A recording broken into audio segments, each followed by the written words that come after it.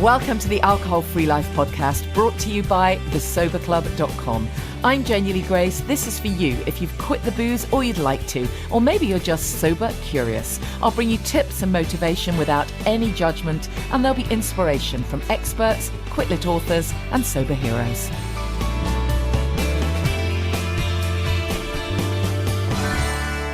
Hi, and welcome to the podcast. I hope you're well. You might have seen on Instagram, I did some posts on Instagram that I've been on a couple of podcasts recently, so you get to hear me on the other side of the mic being interviewed. I'm with Paul Briley on the Off the Comma podcast. Paul likes to get really in depth, so we have quite a good chat on there, so you might hear me on that one. And there's another one about to come out, so I'll share some info on that as soon as that is out.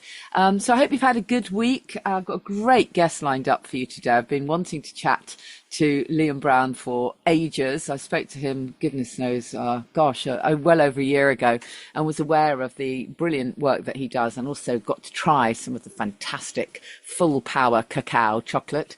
And then, of course, I saw him on Dragon's Den, as I'm sure many of you did. And he was just fantastic on there. He just took it by storm. And they absolutely loved him. And he got investment and all kinds of amazing stuff. And it's always wonderful, isn't it, when you watch kind of mainstream telly shows and then you see something like a ceremonial grade cacao being talked about by a guy who has been sober for years. It's really special. So anyways, very excited that Liam is my guest on the podcast. Just before we share that interview with you, just a quick mention that we do have a great competition to win a bundle of goodies from Myth Drinks. Colette, the founder, was my guest on the podcast last week, and what a hard-hitting but really, really amazing story she has, and all the amazing things that have come from her trauma, if you like, this wonderful brand.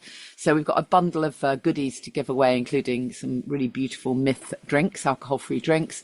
So make sure you check that out. That's on my sister site, as it were, imperfectlynatural.com. But I'll put a link from the Sober Club as well. So don't miss out on that. If you're interested in natural living, I mean, why would you not be? Natural products and all of that stuff. Then do check out my Platinum Awards. I run them every year for brands who are holistic or natural or sustainable. And there's a whole bunch of fantastic entries. You can nominate your favorite brands, or if you're a brand or an expert or a writer, then you can enter as well. Lots of promo along the way, because it's just all about sharing info about great natural products, really holistic living stuff. So check out some of the entries, do some of the sneak preview stuff at imperfectlynatural.com. I'm hoping Liam will enter, actually, because I need to be doing more promotion for his fabulous cacao. That'd be perfect for our food and drink category. So have a look at that. And also just a mention for some of the events that we have coming up. We have potentially a vision board day on June the 15th. It's a tricky time. I know lots of people are away, sort of early summer, but let me know if that's something that you're interested in. Family Constellations, Sunday, June the 16th in Hertfordshire. And then if you are interested in, or potentially interested in being a sober coach, then come to our free online webinar, which is on June the 19th. As I say, it's online, but you do have to register for a ticket. And maybe you're just thinking, at some point, I'd like to give back. At some point, I'd really like to see whether I want a side hustle, or whether I want to add some tools to my toolbox, or whatever it might be for you. So I appreciate this isn't for everyone, but I thought I'd mention it anyway, because there are an awful lot of people who have been sober for years, and they're now thinking, this is really something that I love, inspiring other people. Or maybe you've only been sober for a few months, or you're still in those early weeks, but you want to really put the foundations in for your own sobriety. And there's no better way, really, because the course is totally holistic, and we lay all the foundational pieces and look at the whole issue of all the issues around well-being from many different perspectives, including NLP and mindset work and trauma and good nutrition, and really the whole shebang. So it's though I say so myself, it is a very comprehensive course, and it can really help you to kind of lay those foundational pieces. And I do think it is amazing, whether you are interested in being a sober coach or not, I do think it's amazing that when you've ditched the booze, you do find yourself attracting to you people who genuinely are interested or do want to know what's happened for you, and you know, you can't help shining your little light. Really, it's true. You kind of spread the ripples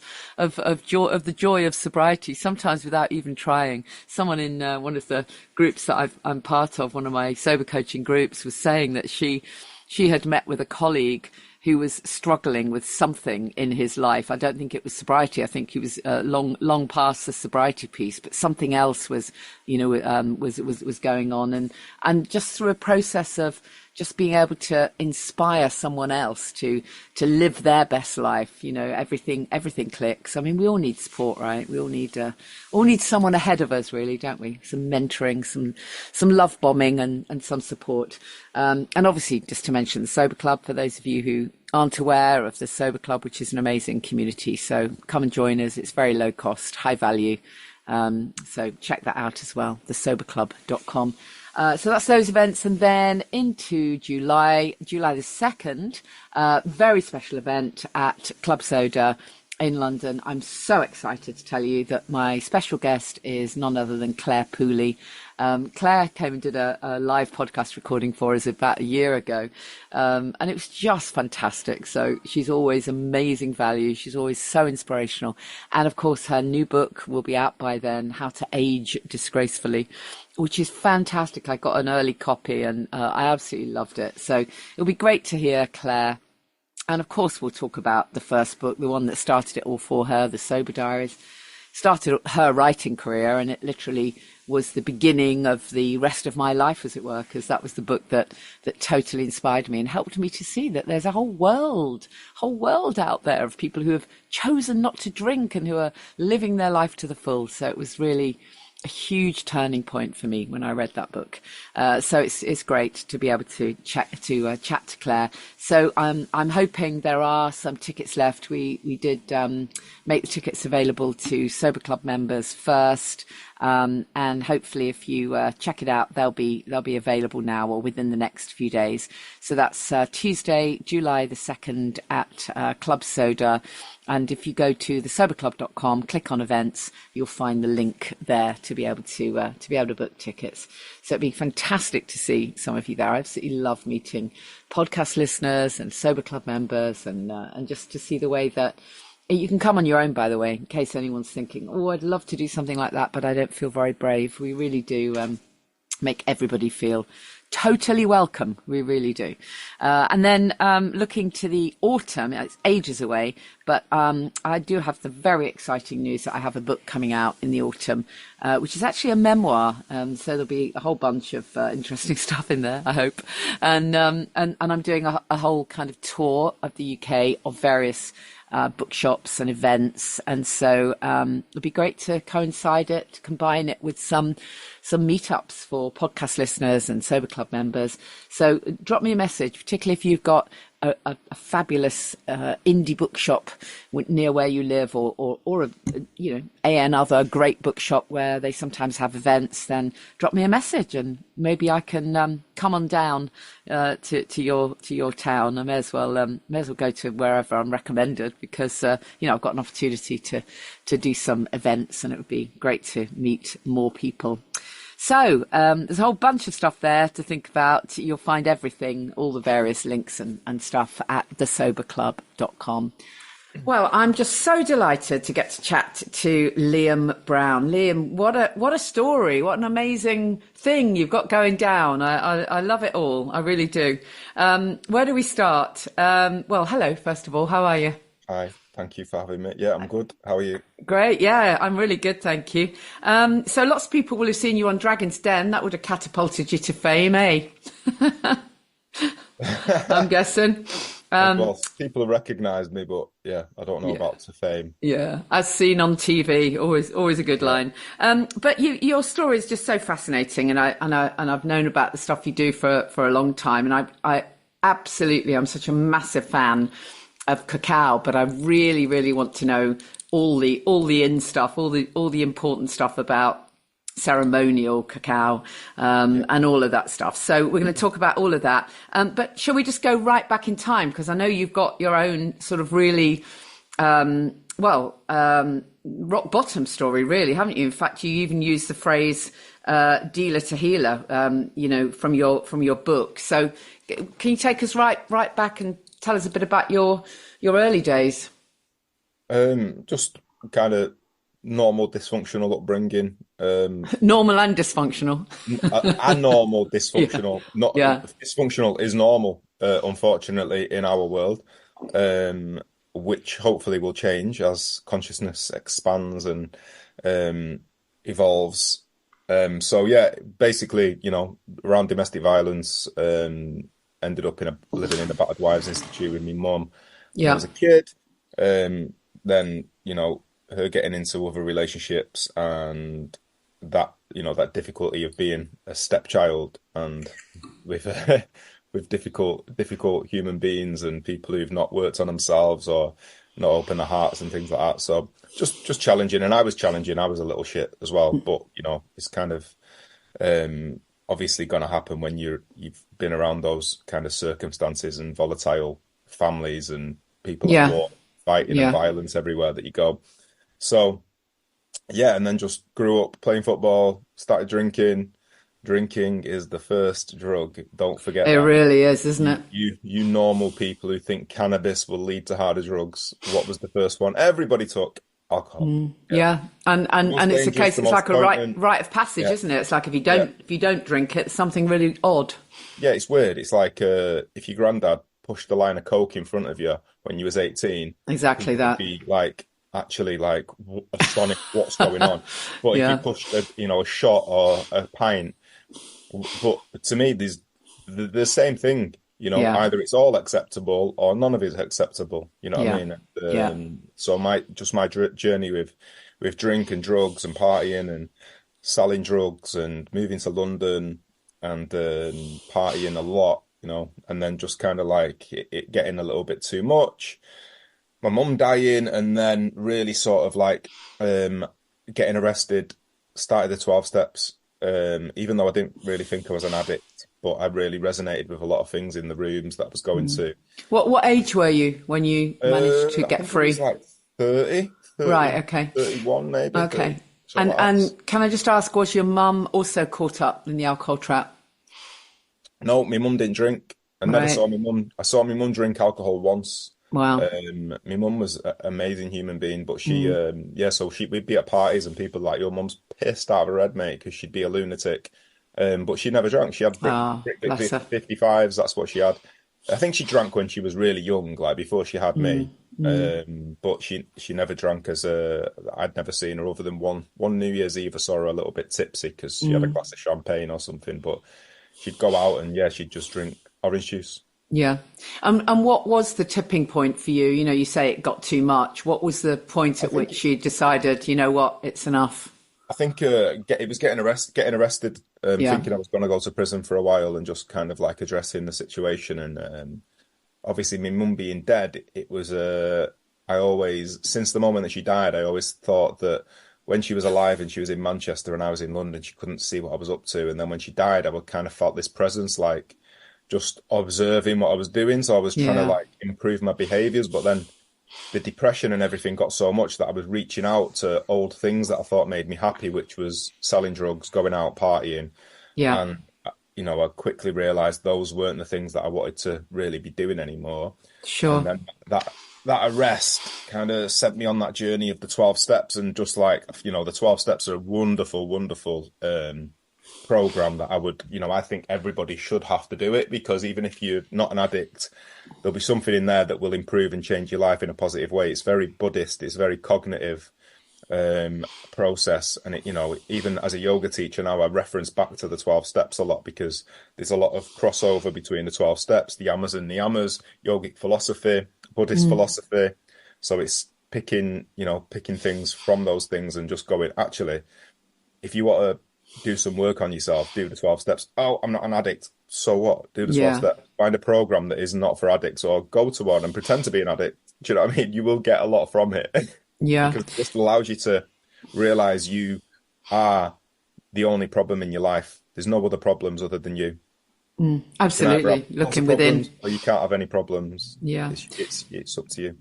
So what was the first step for you in terms of spirituality? Was it yoga first for you as the kind of No, way in? it was the same. I think it was the 12 steps as well.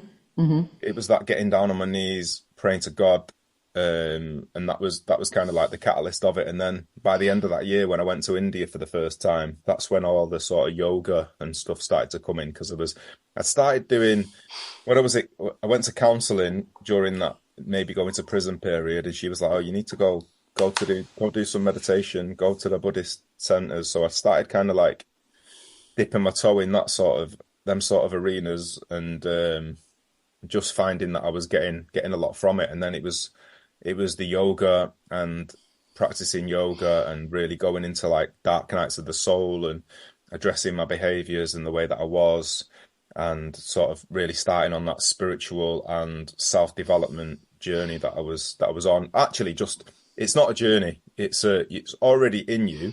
You're just getting rid of the stuff that's covering it up. Yeah. Yeah, absolutely. So tell us about the cacao then. Your brand is Full Power Cacao, but Yeah. tell us how your introduction to cacao. Tell us a bit about that.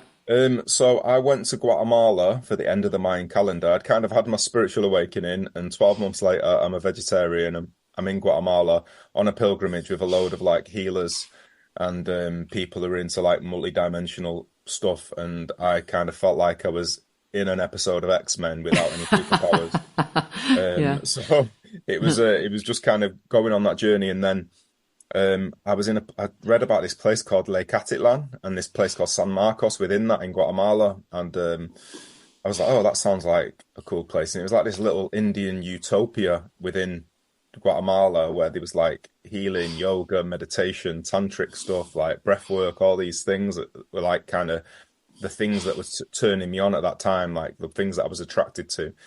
So I went to this little place, and it was just really magical, really like special place. Everyone I was meeting was just incredible. Like I was learning loads. The conversations that I was having were like nothing I've ever had before. Really deep, really like educational about how the world is, how the cosmos is, all these, everything, Mayan cosmology, yogic philosophy, Indian mantra, everything. And then I was just walking one day, and this kid said to me, "Oh, you should go check out the cacao shaman." I was like, "The what?" Like, the chocolate shaman. I was like, "The chocolate shaman." I went, "Mate, I'm what I kill myself. I'm here for ayahuasca." Chocolate. So basically, I went and seen the cacao shaman. Realized what cacao was, that I'd been having chocolate my whole life and didn't realize that it was from the cacao tree, Yeah. and that I was, unaware, which made me feel, it's one of them things. It's like, why do I not know this? Like, why do I not know that chocolate grows on a tree? How have I not been taught this in my 30 years on this planet? And then just seeing how it was used in ceremony, how it was used as a plant medicine, the history of it, how it was used in the Mayan cultures, civilizations, the Aztecs, the Incas, and just to see how it was used in ceremony. So when you drink a high dosage of it, it puts you in an altered state for between 4 and 5 hours. So it's very like healing. A lot of like suppressed emotions, suppressed traumas tend to come up and be released by crying, screaming, really letting go of stuff that you've been holding on to for a long time, and just, the spirit of cacao is wanting, the consciousness of cacao is wanting everybody to be living their life purpose. When everybody is living their life purpose, there isn't any anxiety, depression, war, murder, famine. Is just like love, abundance, and joy in all moments, because that's the thing. Once you've got your purpose, life is a breeze. Yeah, and it's so much easier to do once you've ditched the booze, that's for sure. Just go back a bit, just go back a bit, and for those who aren't aware, because there will be people listening to this who don't know about cacao, so just share a few of the factoids for us, will you? So it's amazing for your cognition. It's full of flavonoids and magnesium, which are amazing for your brain. It's amazing for your heart because it gives the heart a little workout, increases the heart rate. Amazing for women because of the iron magnesium content, which women get depleted on during the period, during perimenopausal, menopausal. So it's amazing for women, which makes it amazing for men at the same time. So it makes everybody's life easier during those periods. And it's really good for your gut health. It's amazing for stem cell regeneration. There's like loads of scientific studies done on it. It's basically coffee taps you into your sympathetic nervous system, puts you in this kind of fight and flight response, makes you a little bit anxious, a little bit jittery. It's kind of like that thing to get you through the day, like get me through the day. Whereas cacao taps you into your parasympathetic nervous system, allows you to be creative, inspired, and connected to yourself, and is like floating on a cloud and being given a beautiful hug at the same time. So just let's be clear, we're not talking about confectionery here. We're talking about, so just to explain what form it's in. I mean, lots of people will have seen cacao powder in stores, and sometimes people will see, 80-90% chocolate bars. Tell us what tell us what the difference is, and what is ceremonial grade cacao. So there's thousands and thousands of different types of cacao, like wine, like coffee. You've got the creme de la creme, and then you've got the worst stuff, and then you've got the stuff that's been watered down, the stuff that's been diluted. Cacao confectionery chocolate that is in the shops is basically missing 99% of the active ingredients that would be in ceremonial grade cacao. Even a good bar of chocolate that you find in the shops, the supermarket, will be missing 80%. Our cacao is from Ciudad del Lago, which is Venezuela, and it's the criollo cacao. So basically, the definition of ceremonial grade cacao is a cacao that is a grade high enough to be used for ceremonial purposes. So to be used in ceremony to help people to heal, to help people to open up, to help people to release emotions, for the cacao spirit to come in, do its work on an energetic level. And it's basically cacao that is... That's the definition. You've got all these other things that come off that, which it can't really work that way if it's not organic. So it's typically organic. It's typically from the criollo tree, which is your ceremonial grade strain of cacao. But then you could grow that strain of cacao in Africa and it wouldn't be as powerful because it's it's about its environment as well. Yeah, it's the environments. It's that it's got trees, companion trees around it that allow it to grow and allow it to just reach its fullest potential. So the cacao that we've got from this Ciudad del Lago region is kind of renowned globally. When I've gone into the history of it and gone into the research, it's renowned by chocolatiers all over the world as like the place on the planet that creates the greatest chocolate or the greatest cacao. So we're getting it in its rawest form, just as a paste. So ours is like broken block. When it goes into a powder, cacao powder, it loses some of its nutritional content and its potency, because every time it goes through a mechanical process, it's knocking out like some of the goodness. So ours is basically just into a paste.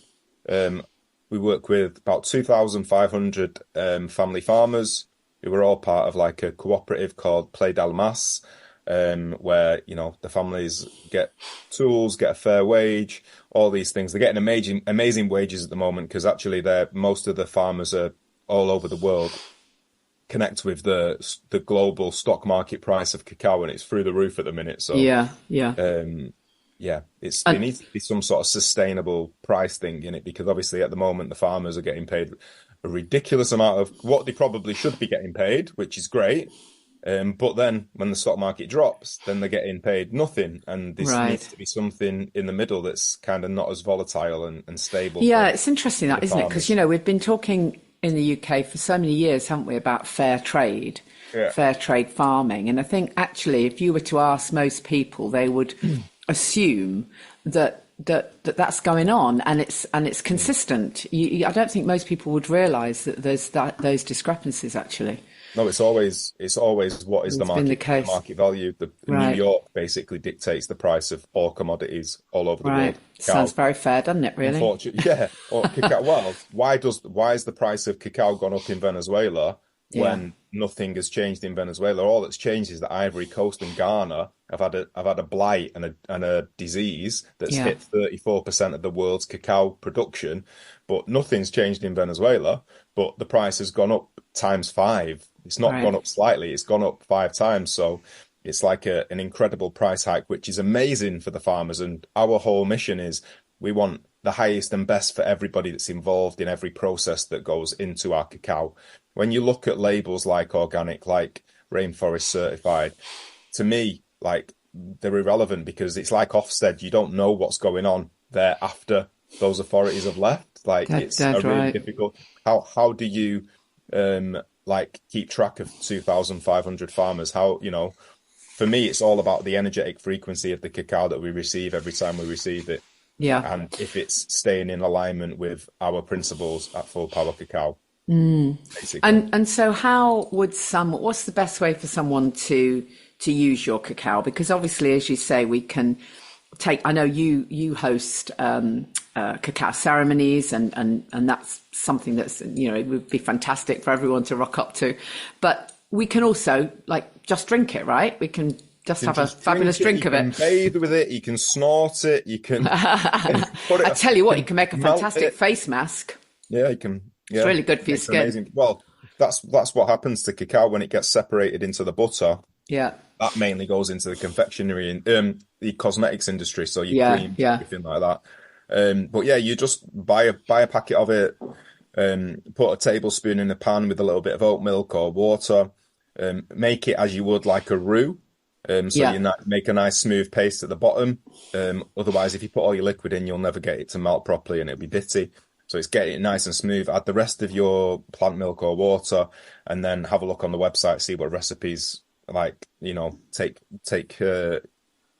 your taste buds. Yeah, sure. I mean, alive. You can get fancy, can't you? Add a bit of chili or something. Experiment. Yeah, experiment. Be creative. Orange and chili's amazing. Like chili activates the cacao in your system a little bit quicker when you're doing a ceremonial dose as well. But yeah, a daily dose in the morning to replace your coffee and still get the stimulation. And so we've had thousands and thousands of emails just saying, "Oh my God, I can't believe like I wasn't expecting it to be able to replace my coffee." Yeah. And I'm done with coffee because I feel good.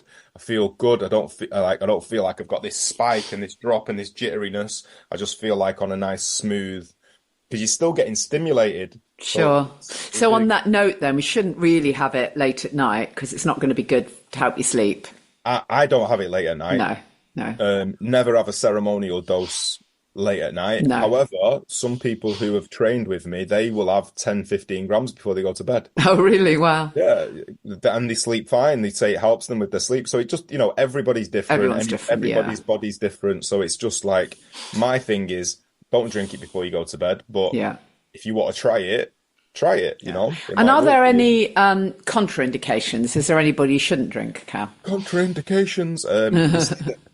All the contraindications have been contradicted. Yeah, I bet they have. By people that I've worked with, that people have worked with me. You know, when someone comes to a cacao ceremony, they're pregnant, they're supposed to only have half a dose. But I've had 3 or 4 people who've been coming to my ceremonies all the way through pregnancy and had full doses and then had more. And I'm like, whoa. And they're like, no, I'm good. And the babies are fine. They're fine. Yeah. Because it's just stimulating you. It's stimulating your heart rate. You know what I mean? So it's, I always just, my guides are like half a dose. It can be funny with some antidepressants, but if you're just drinking 10 grams, it's not really going to mess with that. It's because it's basically the MIOB inhibitors that kind of counteract within the cacao that can, you know, make you nauseous and sort of not interact very well with the antidepressants. But I always say to people, like, you're not supposed to be on antidepressants. No, well, exactly. Like, get off the antidepressants, start drinking cacao. Cacao is a natural antidepressant. It's a natural mood enhancer. Yeah. That's what it's the only food in the world that contains anandamide, which ananda is a Sanskrit word that means bliss. So anandamide is the bliss molecule. There's no other food on the planet that contains it. Wow. It helps to reduce manageable amounts of serotonin, dopamine, phenethylamine. These are all the love hormones, the chemicals that you feel when you're falling in love, or you've fallen in love, or you have love for somebody when you see them. So they're all being released. Not, you know, when you take drugs, they get released and they get depleted. When you take cacao, it's just a nice little vibe that you're getting off them. Yeah. And, you know, as you say, it's really interesting. I've found it very interesting since I've been coaching that the amount of people who are on antidepressants and still drinking, by the way. Never asked about their drinking when they're given the antidepressants. An oxymoron, isn't it? Yeah, literally. And it's very interesting because if they push through, if they stop drinking, I've seen it happen so many times that they've made the decision, you know what, I am going to go back and ask about this. I am going to come off the antidepressants or take them down, because they're recognizing that it's keeping them flat. There's something going on. And often when you chat to those people and ask them, well, why did you go on antidepressants in the first place? I don't think I've ever had anyone say to me, well, I have an illness, I'm clinically depressed, I'm this, I'm that. They just say, well, it was when such and such happened at my kid's school, or when I had an issue with my relationship. You know, in other words, it's called life, right? And I'm not a medic, so you know, if anyone listening thinks I'm telling you to come off your antidepressants, I'm absolutely not. I'm saying you can unless say you're clinically depressed. Well, I'm exactly. telling you to come off them. Well, I just think there needs to be much more joined up thinking, right? There really does, you know, and particularly women rocking up to GPs with menopausal symptoms, you know, mood swings, anxiety, and being told, right, here's some HRT and here's some antidepressants, and never being asked what they're drinking. And a lot of these women are going home and having a bottle of wine a night. Exactly. I mean, what on earth is going on there? Yeah, because I'm not a medical professional, but if somebody was working with me, like probably with yourself, and it was like I was coaching them, or they wanted to, you know, they're trying to evolve, or they start working with Cacao, and I'm like, you know, drink this every day. And then they were drinking. Exactly. And I'd be like, you need to stop drinking, exactly. or I am not working with you. I'm not giving you this as a medicine if you're then counteracting it. It's like drinking cacao with cow's milk.